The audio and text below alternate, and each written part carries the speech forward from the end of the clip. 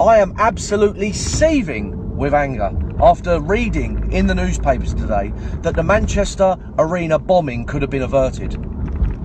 This is an absolute disgrace. It's a national disgrace. Dozens of children are now in the early graves because of the negligence of our intelligence services.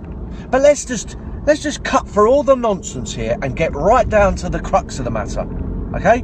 The reason that all these terror attacks keep happening is because of Islamic appeasement. That's the reason why it keeps happening.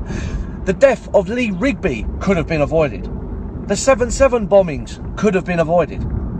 The attacks on Westminster Bridge and outside Parliament could have been avoided.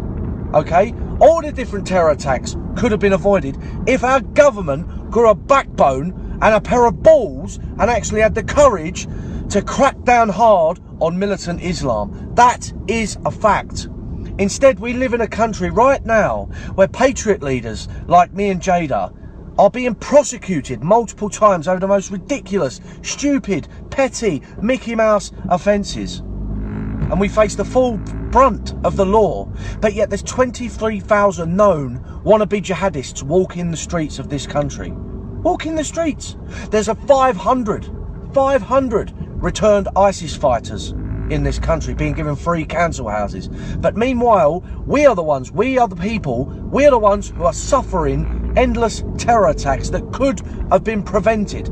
And this story today about the Manchester Arena bombing is just another example of how Muslim appeasement in this country literally takes lives. It literally costs lives. There's been over 100 people killed in this country by Islamic terror attacks, and still our leaders refuse to budge. They refuse to do anything. They refuse to crack down on the burgeoning and flourishing Islamic extremist networks in this country. It's an absolute national disgrace. You didn't frankly have the balls to put country before party.